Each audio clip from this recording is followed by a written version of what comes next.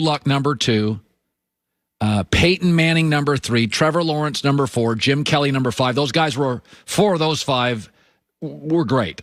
Then it's Andre Ware, Drew Bledsoe, Ryan Leaf, Troy Aikman, Josh Allen. I didn't know he had Josh Allen as a top 10, so he looks pretty smart today. But here's what's interesting. Only 3 of 10. These are the greatest guys with the most leverage. Everybody knew were great. 3 of 10 won a Super Bowl with a team that drafted them. John Elway, it took him forever. It took John Elway 14 years. And this was a well-run franchise. Like, they had good defenses with Elway. Pat Bolin's a great owner. The late Pat Bolin, great owner. They were always good. Took him 14 years. He needed a great running back, Terrell Davis, to win. And that's John Elway, the best prospect ever. The second to win with the team that drafted him is Troy Aikman. His first 2 years, he just lost a bunch of football games and was not very good. Okay, Troy Aikman's the second. You know Troy. And then number 3 is Peyton Manning, who I think his 4th year led the NFL in interceptions and really struggled for the first decade in the playoffs. Was known as a little bit of a teeth clencher, got a little tight in big games. So think about that. Now, and eventually, Aikman and Peyton Manning got Hall of Fame coaches. And did Elway got Shanahan? He's a Hall of Fame coach too, isn't he? Did all 3 get Hall of Fame coaches? And they got a bunch of great players around him. Aikman got, Emmitt Smith and great offensive line, and Michael Irvin, and Peyton Manning got Marvin Harrison and Edgerrin James. So now think about this. Mike Shanahan's not in the Hall of Fame. That's straight, should be. So just think about that. So of the best, highest graded quarterbacks of all time, 3, these are for the superstars, won a Super Bowl with the team that drafted him. Elway took a decade and a half. Aikman was bad, and his teams were awful early. He needed a Hall of Fame coach and Hall of Fame players around him. And Peyton Manning struggled in the playoffs forever, really was good in the playoffs later in his career, and he needed a Hall of Fame coach and Hall of Fame players around him. So that's why if you're Russell Wilson, you got to be careful. You got to be really careful if you're Russell Wilson. Pete Carroll's probably going to make the Hall of Fame. And, I mean, let's be honest.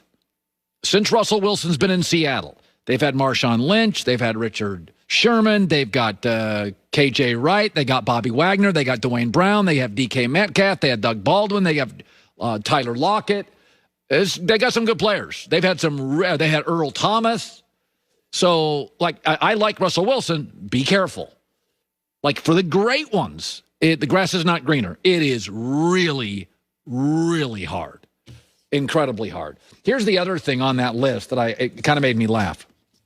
So you're seeing this now. So he's got Trevor Lawrence is the 4th best quarterback prospect of all time.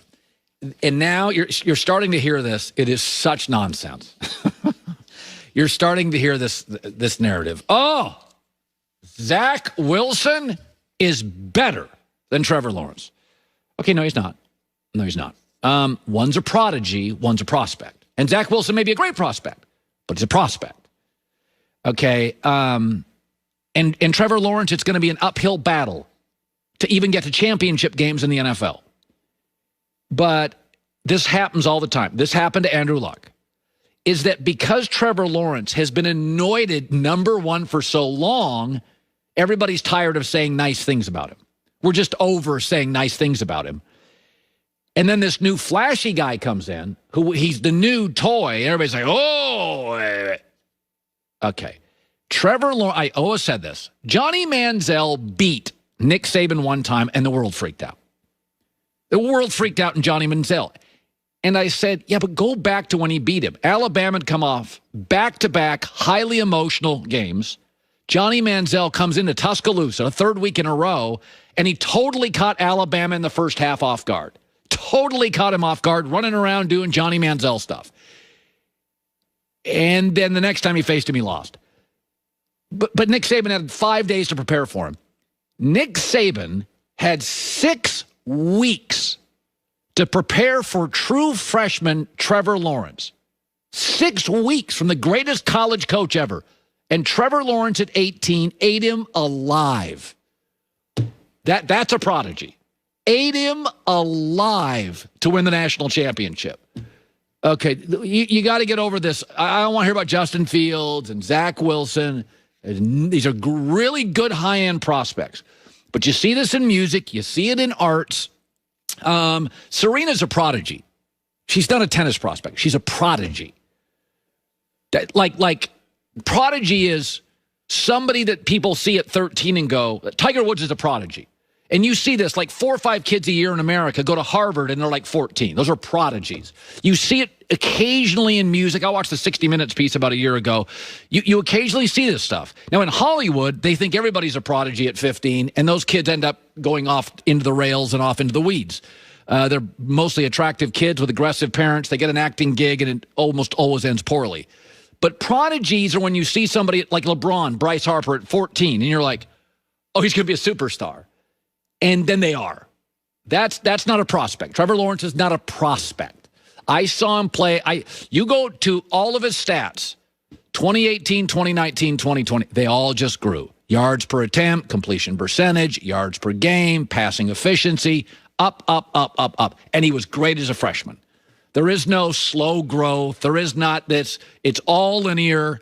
And again, I'm not saying he's not going to go to Jacksonville. I mean, that defense is atrocious. They're going to have to win by shootout. Their offensive line isn't terrible, but it's bottom 15 in the NFL. It's not a top 15 offensive line. And Urban Meyer should be a very good recruiter early in the draft. I suspect he'll have a very good first 2 or 3 years, but we don't know if Urban Meyer is going to. We don't know if he's going to segue into the NFL game and be great. We don't know that. I think he will. But Urban Meyer told me for years he didn't even watch the NFL.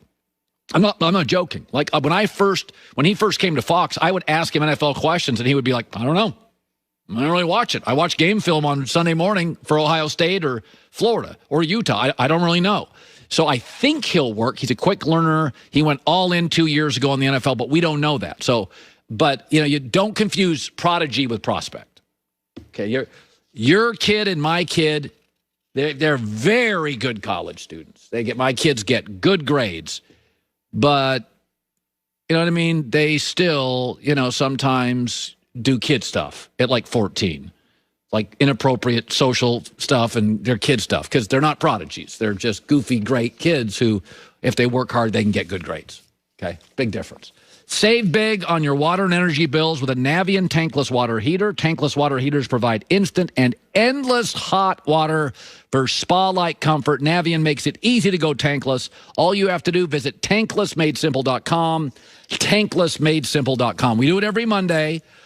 Colin right, Colin wrong, and we are monitoring every minute of Twitter today because there's a lot of stories out there with the NFL, more thoughts on the NBA All-Star Game as well. I thought it was actually pretty fun. I still can't believe a guy jumped over 2 people in a slam dunk contest. The Herd.